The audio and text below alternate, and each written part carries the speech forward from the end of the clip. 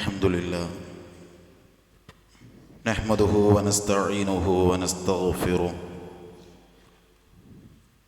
ونعوذ بالله من شرور أنفسنا ومن سيئات أعمالنا من يهده الله فلا مضل له ومن يضلل فلا هادي له أشهد أن لا إله إلا الله وحده لا شريك له وأشهد أن محمدًا عبده ورسوله أرسله بالحق بشيرا ونذيرا وداعيا إلى الله بإذنه وسراجا منيرا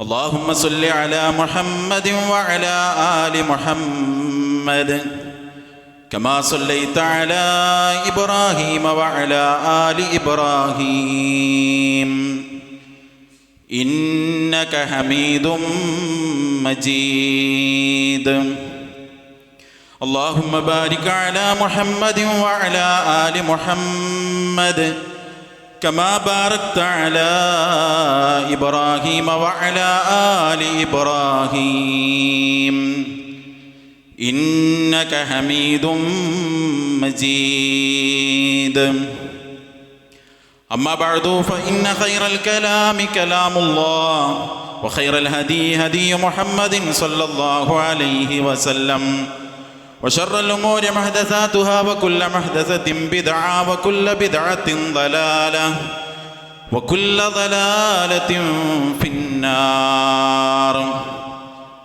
يا أيها الذين آمنوا اتقوا الله حق تقاته ولا تموتن إلا وأنتم مسلمون اللهم رب اشرح لي صدري ويسر لي أمري واحلل عقدة من لساني يفقهوا قولي أيها الإخوان والأخوات أوصيكم وإياي أولا بتقوى الله أعوذ بالله من الشيطان الرجيم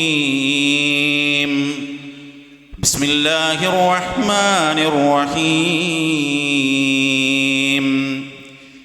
لله ملك السماوات والأرض يخلق ما يشاء يهب لمن يشاء إناثا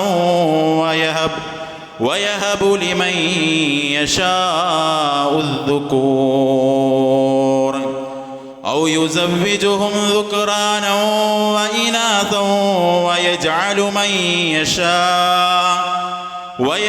من يشاء عقيما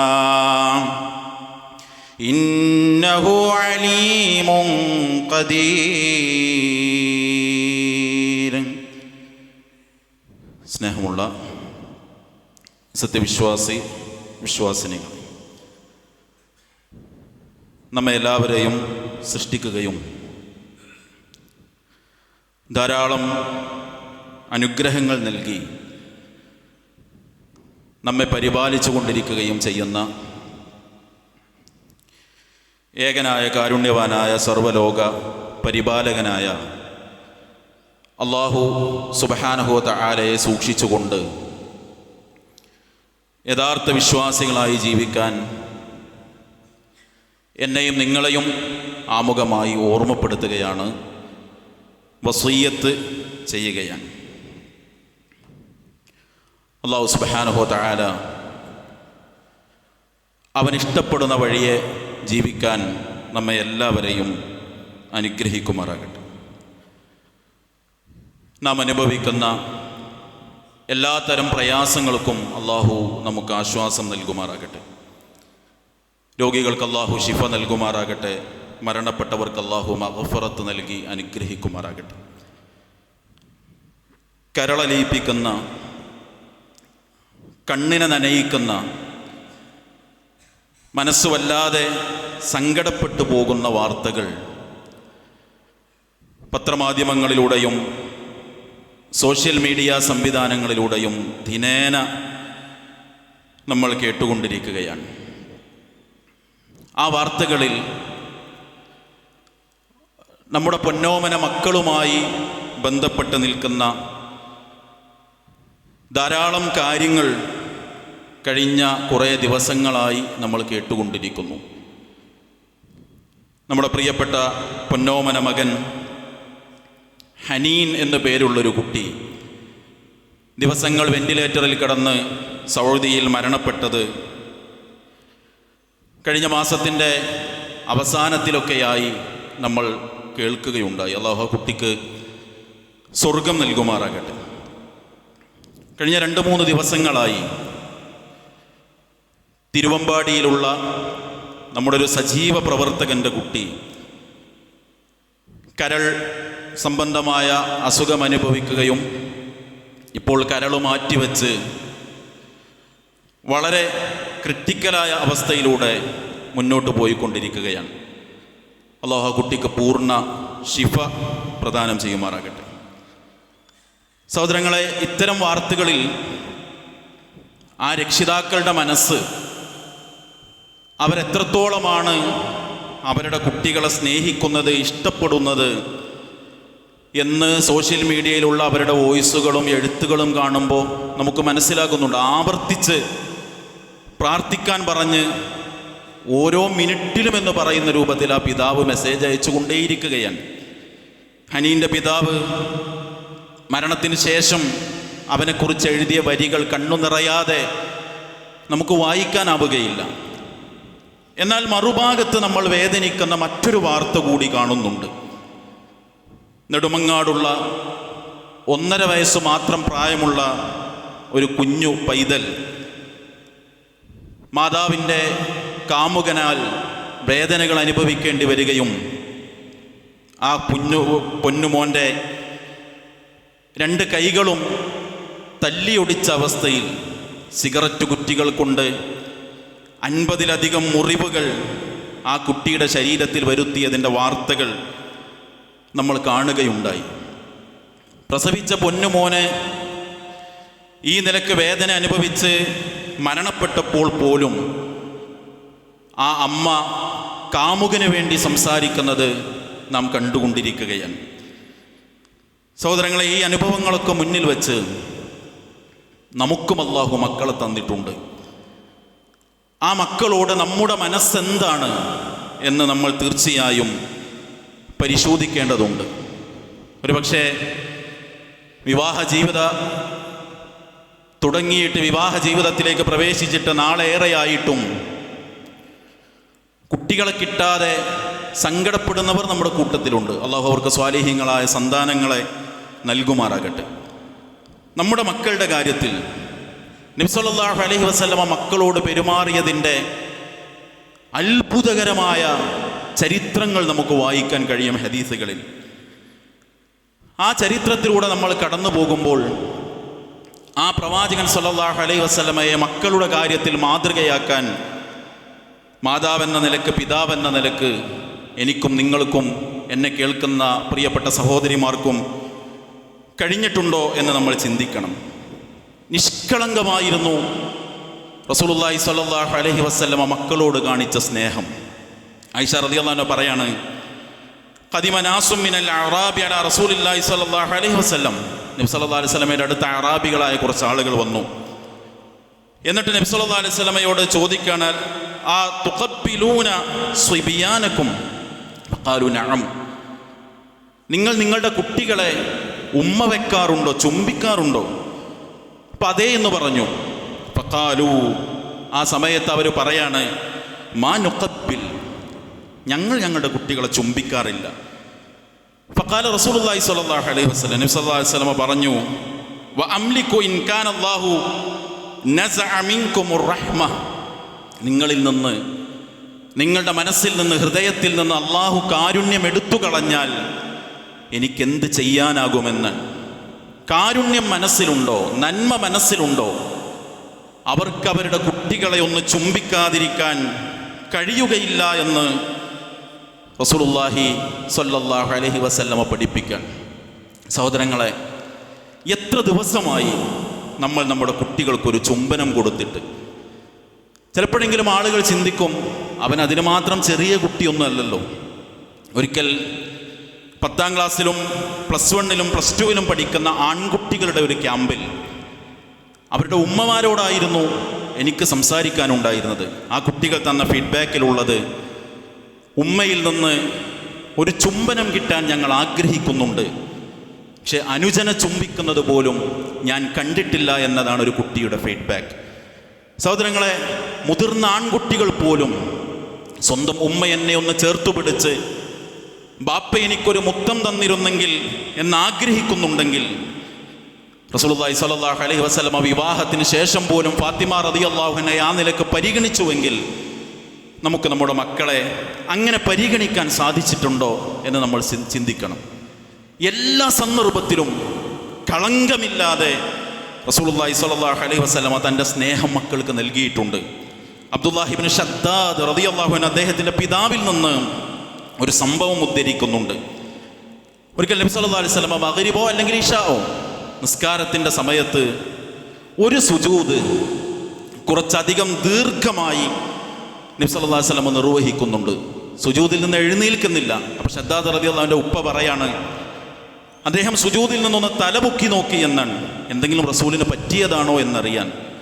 അപ്പോൾ അദ്ദേഹത്തിൻ്റെ പുറത്ത് പേരക്കുട്ടികളിൽ ഒരാളുണ്ട്. അപ്പോൾ ആ പിതാവ്, ഷദ്ദാദിൻ്റെ പിതാവ് റളിയല്ലാഹു അൻഹു, അദ്ദേഹം തിരിച്ച് സുജൂദിലേക്ക് തന്നെ പോയി. നിസ്കാരം കഴിഞ്ഞപ്പോൾ സ്വഹാബത്ത് ചോദിച്ചു, യാ റസൂലല്ലാഹ്, ഇന്നക സജദ്ത ബൈന ലഹ്റാനി സ്വലാത്തിക സജദതൻ അത്വൽതഹാ. നബിയെ, നിങ്ങൾ നിസ്കാരത്തിൽ ഒരു സുജൂദ് വല്ലാതെ ദീർഘിപ്പിച്ചല്ലോ.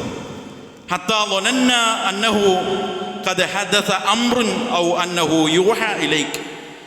ഞങ്ങൾ വിചാരിച്ചത് നിങ്ങൾക്ക് എന്തെങ്കിലും സംഭവിച്ചു, അല്ലെങ്കിൽ നിങ്ങൾക്കിപ്പോൾ വഹി വന്നുകൊണ്ടിരിക്കുകയാണ് എന്ന് ഞങ്ങൾ ചിന്തിച്ചു പോയി. അത്ര നേരം സുജൂദ് ദീർഘിച്ചു പോയല്ലോ. ഖാല, നബി സല്ലല്ലാഹു അലൈഹി വസല്ലം പറഞ്ഞു, കുല്ലു ദാലിക ലം യകുൻ.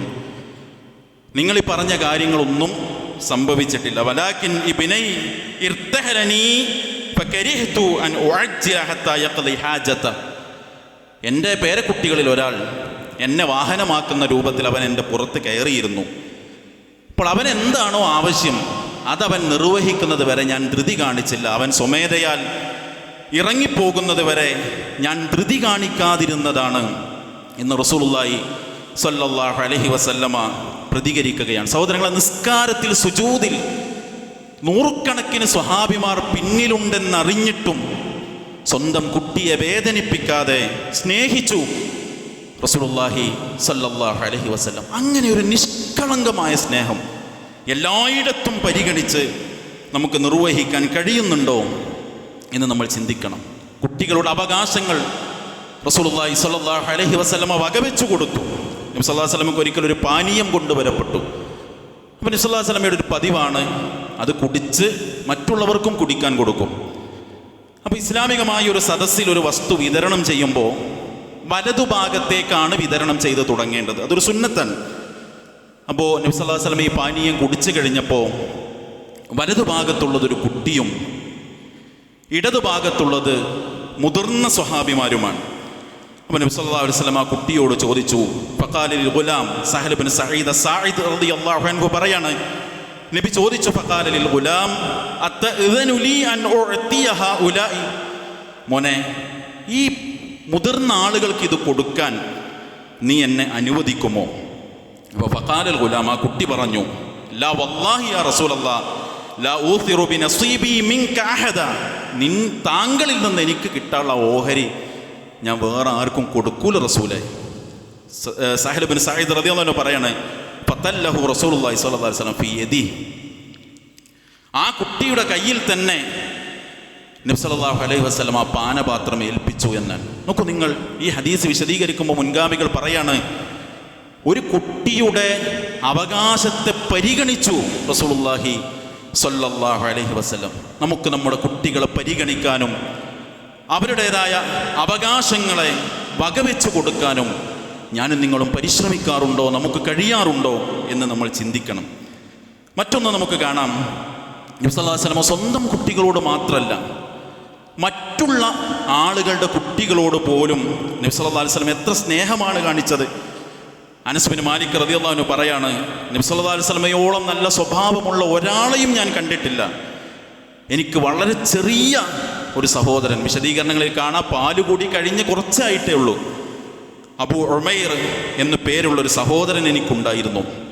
നബി സല്ലല്ലാഹു അലൈഹി വസല്ലം എപ്പോഴും ആ കുട്ടിയോട് ചോദിക്കും, അബൂ ഉമൈർ മാ ഫഅല നുഗൈർ, അബൂ ഉമൈറെ ആ നിന്റെ കുരുവിയുടെ വിശേഷം എന്താണ്? ആ കുട്ടിയുടെ അടുത്ത് ഒരു കുഞ്ഞു കുരുവി, അതിനെക്കൊണ്ട് ആ കുട്ടി കളിക്കാറുണ്ട്.